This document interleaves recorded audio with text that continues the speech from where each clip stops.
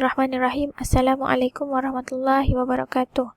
Saya Hazika binti Khairun Nasir bersama ahli-ahli kumpulan saya, Nur Arifah Umairah binti Osman, Fatin Nur Ayu Nabila binti Muhammad Roslan dan Atira binti Muhammad Hafiz akan membentangkan tajuk dakwah terhadap golongan agnostik. Okey, baiklah. Pertama sekali saya ingin menerangkan tentang pengenalan kepada tajuk pembentangan. Okay, agnostik ini merupakan suatu fahaman golongan yang tidak tahu cara untuk mereka percaya Tuhan kerana pada pandangan mereka kewujudan Tuhan tidak dapat dibuktikan. Istilah agnostik ni telah diperkenalkan oleh seorang individu yang bernama Thomas Henry Huxley. Dia telah mengatakan bahawa golongan ini merupakan seorang Kristian, Yahudi maupun Muslim tetapi memilih agnostik sebagai pegangan. Seterusnya, definisi agnostik. Dari segi bahasa berasal daripada dua perkataan Greek iaitu a dan gnostos. A bermaksud tidak dan gnostos bermaksud tahu. Maka agnostos ataupun agnostik bererti tidak tahu. Dari segi istilah pula, individu yang berada dalam keadaan ragu-ragu sama ada seseorang itu boleh mempunyai dan mencapai pengetahuan tentang Tuhan dan metafiziknya ataupun tidak. Dari maksud kamus pula, orang yang berpendapat atau berpendirian bahawa hanya sesuatu yang berupa kebendaan saja yang boleh diketahui, manakala pengetahuan tentang Tuhan dan segala abstrak tidak mungkin. Mereka itu terdiri daripada skeptik, agnostik, etis dan peragu. Seterusnya, ciri-ciri golongan agnostik.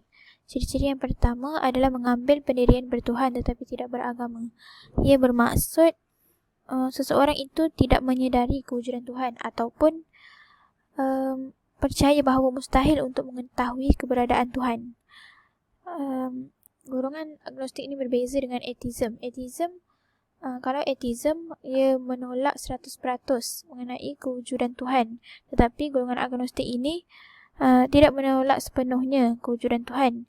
Dia hanya percaya tak ada cara untuk mengetahui sama ada Tuhan ada ataupun tidak. Tambahan pula, seorang agnostik ni dia gagal sepenuhnya mempercayai kuasa Tuhan kerana dia memerlukan bukti saintifik. Oleh sebab itu, agnostik ini boleh dianggap sebagai rasional oleh kebanyakan orang. Ciri-ciri yang kedua pula adalah mereka ini mempunyai pendidikan kefahaman dan penghayatan agama yang cetek. Pemikiran mereka ini telah dipengaruhi oleh pengaruh barat contohnya yang amat mengelirukan serta beberapa aliran pemikiran lain termasuklah modernism, sekularisme, pluralism dan liberalism. Ciri-ciri yang ketiga pula adalah mereka ini memiliki sikap narsistik. Narsistik ini bermaksud mereka cintakan diri sendiri secara berlebihan. Saya, Nur Arifah Umairah binti Osman, 049927 akan membentangkan tajuk Faktor Penyebab Penyimpangan Akidah. Faktor-faktor yang menyebabkan seseorang itu menyimpang dari landasan akidah antaranya termasuklah pemahaman dan penghayatan ajaran Islam yang lemah, persekitaran yang mempengaruhi pemikiran, kepribadian dan cara hidup, pemikiran skeptikal tanpa perisai iman, serta penyelewengan akidah dan pemikiran oleh golongan berkepentingan. Macam mana dikatakan pemahaman dan penghayatan ajaran Islam yang lemah ni? Yang pertama, dia memikirkan Islam sebagai satu cara hidup. Kemudian, dia juga mempelajari ajaran Islam secara asas sebab menganggap ia sekadar pendidikan formal yang perlu dipelajari, semata-mata untuk lepas PMR, SPM, STPM dan sebagainya. Dan juga dia menjalani kehidupan sebagai orang Islam hanya kerana mereka dilahirkan dalam keluarga Islam dan mewarisi agama yang menjadi pegangan keluarganya. Macam mana pula dikatakan persekitaran yang mempengaruhi pemikiran, kepribadian dan cara hidup? Contoh dia macam ni. Seseorang itu membesar dalam persekitaran yang bertentangan dengan prinsip bi'ah solehah. Maksudnya orang tu sendiri dalam family dia ke Dia lebih ke arah kebaratan, hedonistik, materialistik dan sebagainya. Dia juga menerima maklumat dan pengaruh yang luas daripada anasir-anasir negatif yang merosakkan daripada media elektronik, media cetak, alat cyber, teknologi gadget dan sebagainya. Tak lupa juga dia memilih rakam pergaulan yang salah. Pemikiran skeptikal tanpa perisai iman berlaku apabila seseorang itu melampaui batas dan tetap dalam keraguan walaupun kandungan Al-Quran dan kejadian-kejadian yang berlaku dalam kehidupan adalah bukti dan keterangan yang nyata. Mereka juga mencari kebenaran Tuhan dan agama dengan bersandarkan akal fikiran dan tidak menerima perkara yang bertentangan dengan akal fikirannya. Poin terakhir adalah penyelewengan akidah dan pemikiran oleh golongan berkepentingan. Bila seseorang itu memilih pemimpin yang salah, iaitu pimpinan syaitan, dengan meninggalkan pimpinan Allah, iaitu pimpinan Tuhan. Penyelewengan akidah juga berlaku bila seseorang itu menilai dan memberi tafsiran terhadap ajaran Islam mengikut acuan kepentingan diri, kononnya mengikut peredaran zaman. Ia juga berlaku apabila seseorang itu mempunyai sikap kurang peka terhadap sejarah dan realiti semasa yang menunjukkan terdapat golongan atau badan-badan tertentu, iaitu termasuklah golongan agamawan dan ahli politik yang mempunyai agenda tersirat untuk menyimpangkan akidah umat Islam. Okey, saya sambung lagi dengan kemusykilan golongan agnostik. Seperti yang kita tahu, golongan agnostik ni kan dia percaya wujudnya Tuhan, tapi dia juga menuntut jawapan bagaimana kewujudan Tuhan tu. Okay, antara kemusykilan yang diragui adalah di mana Allah? Jika Allah mencipta sesuatu, siapa yang mencipta Allah? Bagaimana mengenal Allah? Sekiranya manusia tidak dapat melihat, mendengar, menyentuh, menghidu kewujudan Allah. Dan mengapa wujud kejahatan, permusuhan, ketidakadilan dan bencana sekiranya Allah itu pengasih, penyayang dan adil? Okey, saya akan memberitahulah jawapan daripada kemusykilan ini, tapi tak semualah. Kalau nak bagi semua rasanya sampai esok tak habis. Mungkin satu atau dua. Okey, saya ambil soalan di mana Allah? Okey, berdasarkan pembacaan yang saya buat dan jawapan-jawapan yang saya baca, bila mana orang tanya di mana Allah, kita kena explain kat dia yang sesuatu tidak dapat dikesan oleh penglihatan zahir tak bermakna dia tu tak wujud. Contohnya angin. Angin tu kita sendiri dapat rasa, tapi kita tak dapat lihat bentuk fizikalnya. Macam tu juga dengan rasa. Macam manis, masin, masam, pahit. Kita boleh rasa, tapi kita tak nampak benda tu macam mana. Perumpamaan macam ni lah yang kita dapat jadikan sandaran untuk jelaskan tentang kewujudan Allah SWT. Allah berfirman, La tudrikuhul absaru wa huwa yudrikul absar wa huwal latiful khabir. Surah Al-An'am ayat 103.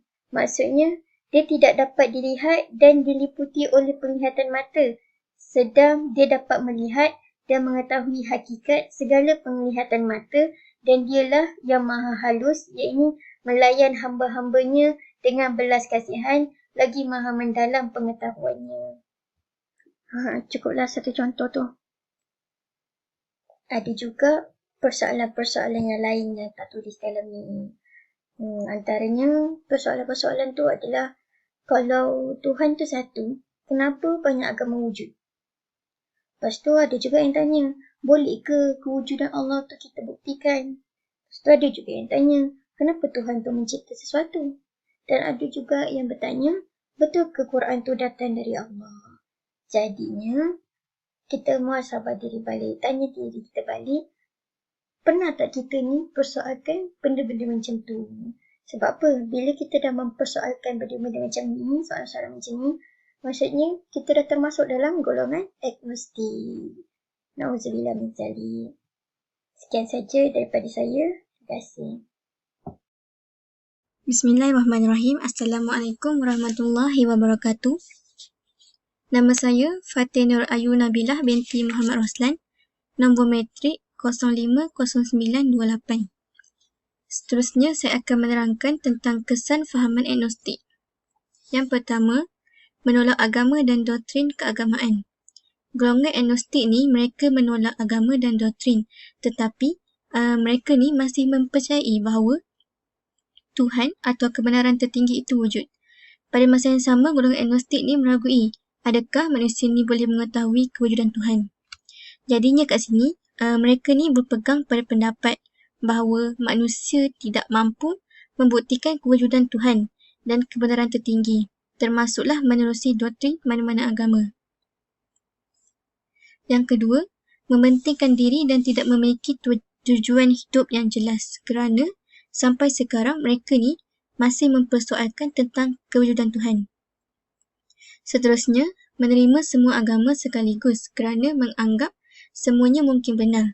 Dalam konteks ini, golongan agnostik ni mereka mengambil sikap tidak peduli dalam hal beragama kerana sebahagian dari mereka ni dipengaruhi oleh fahaman materialism.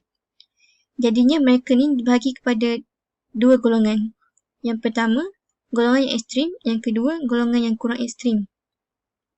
Golongan yang ekstrim ni yang boleh membawa mereka kepada pemikiran etis, iaitu tidak mempercayai kewujudan Tuhan. Golongan yang kedua pula, mereka cenderung pada pendirian bebas agama ataupun dipanggil free thinker.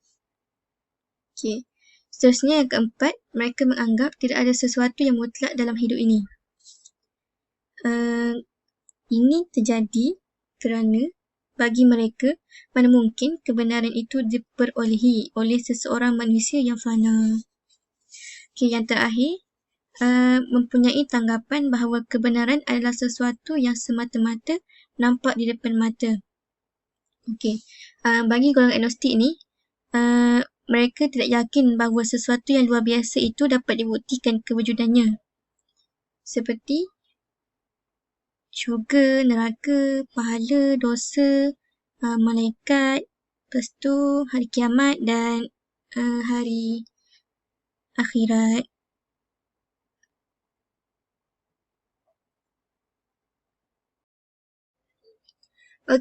Saya akan teruskan lagi dengan kes-kes agnostik di Malaysia.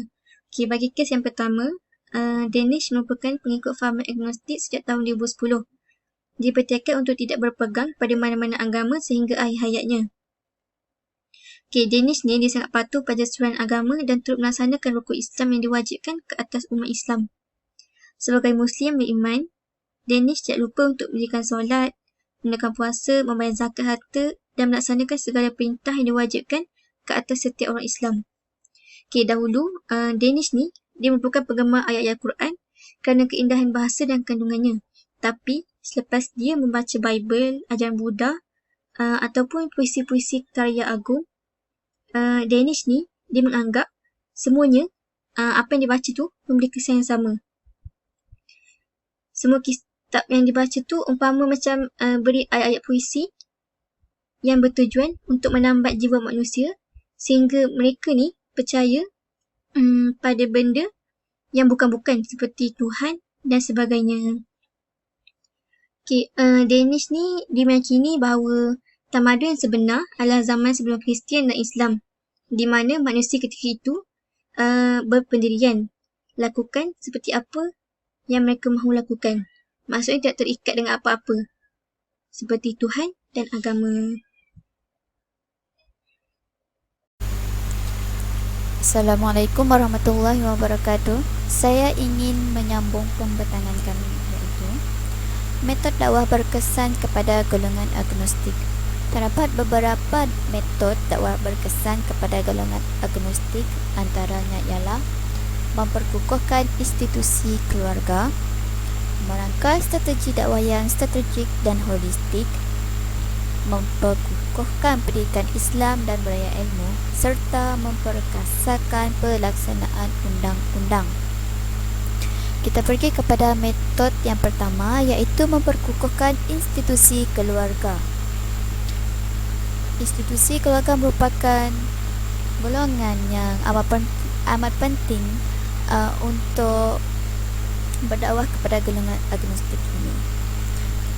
Dalam sesebuah institusi kekeluargaan, ibu bapa merupakan golongan yang amat penting memainkan peranan kepada anak-anak untuk mendidik anak-anak supaya menjadi anak-anak yang soleh dan solehah.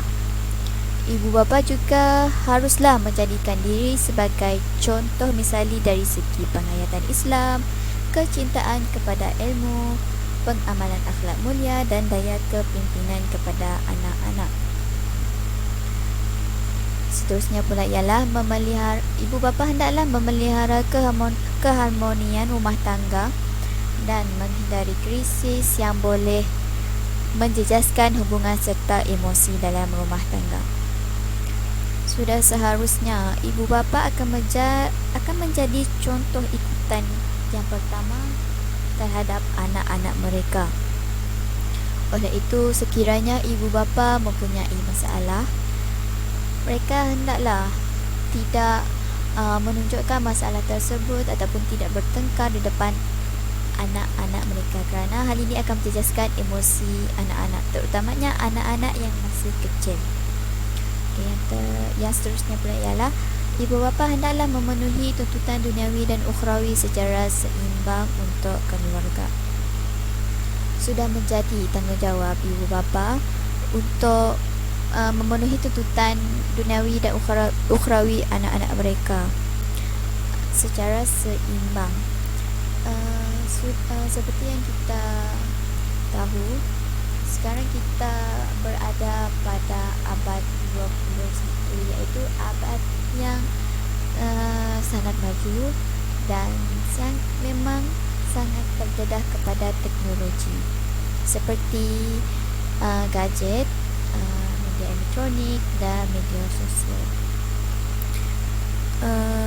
Oleh itu, ibu bapa hendaklah sentiasa memantau aktiviti anak-anak mereka, terutamanya dengan siapa mereka bergaul, apa yang mereka lakukan, supaya anak-anak tidak terjerumus dalam perkara yang melanggar syarak. Seterusnya pula ialah keluarga. Keluarga merupakan sebuah institusi yang terdiri daripada ibu bapa dan anak-anak. Sesebuah keluarga hendaklah menjadikan konsep berjemaah sebagai satu amalan seperti solat, makan, beriadah, bercuti dan membersihkan rumah. Hal ini secara tidak langsung akan memupuk sikap bekerjasama dalam diri anak-anak dan akan mengeratkan hubungan silaturahim mereka secara sihat. Seterusnya pula ialah ibu bapa sesebuah keluarga hendaklah memupuk nilai kasih sayang dan sikap tolak ansur, saling menghormati serta mengambil berat antara satu sama lain. Nilai kasih sayang merupakan suatu elemen yang sangat penting dalam sesebuah keluarga untuk mewujudkan sebuah keluarga yang harmoni dan bahagia. Dengan adanya nilai kasih sayang ini, secara automatiknya ahli dalam keluarga tersebut akan ada sikap tolak ansur dan menghormati antara satu sama lain.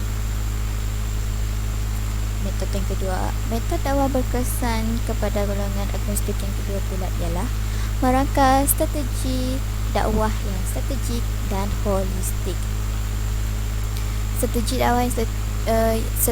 dakwah yang strategik dan holistik haruslah mengandungi elemen untuk mengenal pasti dan mendekati golongan yang berhadapan dengan ancaman akidah, terutamanya terhadap generasi muda.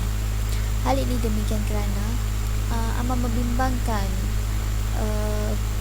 pada hari ini generasi muda amat penuh terpengaruh dengan benda-benda yang tidak berfaedah, seperti mengikuti budaya barat yang tidak elok.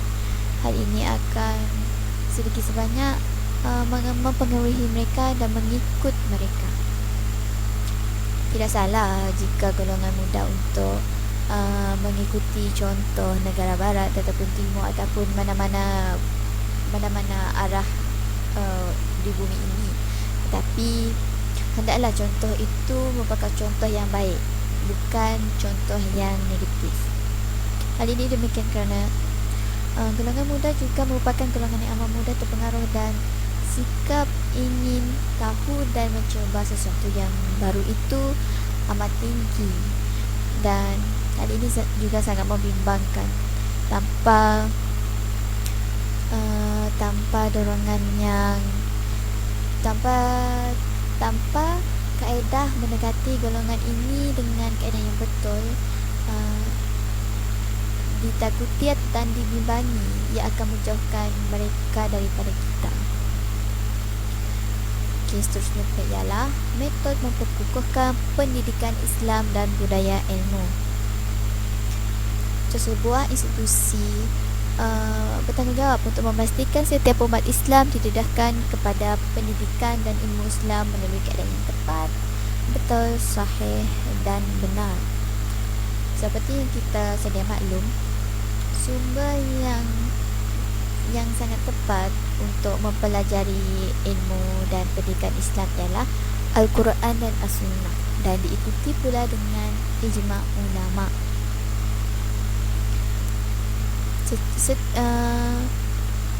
Metod ini tidak hanya terikat dan digalaskan oleh sesebuah institusi seperti JAIS, tetapi setiap umat Islam bertanggungjawab untuk memastikan saudaranya mendapat pendidikan Islam yang sewajarnya dan betul.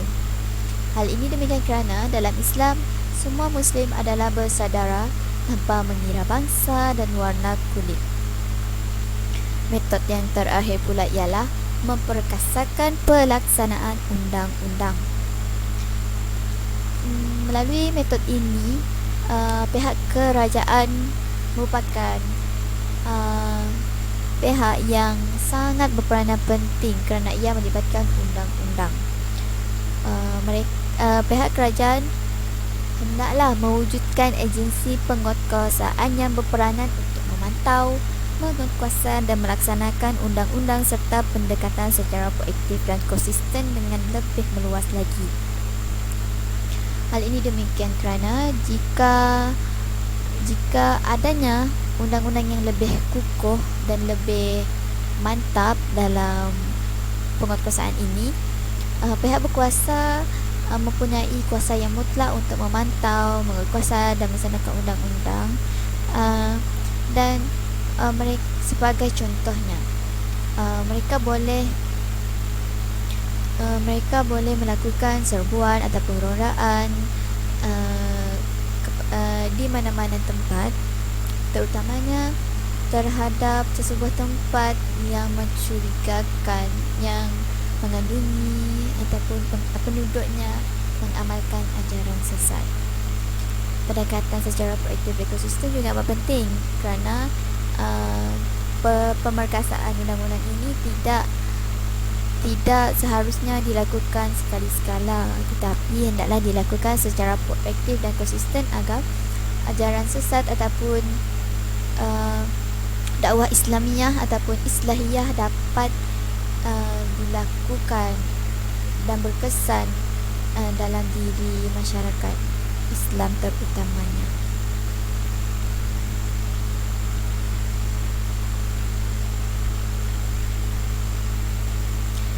Okey, rumusan metod dakwah terhadap golongan agnostik ini ialah, yang pertama, kita hendaklah sentiasa peka dengan isu semasa, terutamanya berkaitan akidah saudara se-Islam. Hal ini demikian kerana kita sebagai Muslim, kita semua bersaudara. Sudah pastinya kita ingin saudara kita untuk masuk ke syurga bersama-sama dan hidup bersama-sama di jannahnya. Rumusan yang kedua pula ialah isu berkaitan penyelewengan akidah hendaklah dibendung dan diselesaikan dengan kara segera agar tidak menjadi semakin parah. Hal ini demikian kerana sesebuah isu tersebut jika tidak dibendung, ia akan cepat merebak seperti virus. Dan jika tidak dirawat, ia akan merebak dan akan menjadi susah sangat untuk dirawat dan dibendung. Rumusan yang ketiga pula ialah, jika hendak berdakwah terhadap golongan agnostik dengan cara yang lebih efektif, kita hendaklah mengetahui punca utama sesuatu permasalahan seseorang individu tersebut. Secara logiknya, jika kita ingin menyelesaikan sesuatu masalah, kita pasti akan mencari punca utama masalah tersebut timbul. Begitu juga terhadap golongan agnostik ini. Terdapat pelbagai punca, antaranya ialah kurang didikan dan penekanan terhadap agama Islam dalam diri mereka. Okey, rumusan yang terakhir pula ialah, keberhasilan aktiviti dakwah tersebut akan dapat dicapai jika adanya kerjasama yang padu dan jitu.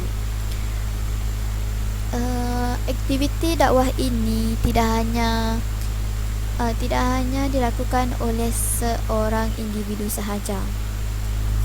Sesuatu aktiviti tersebut akan berjaya jika dilakukan dengan kerjasama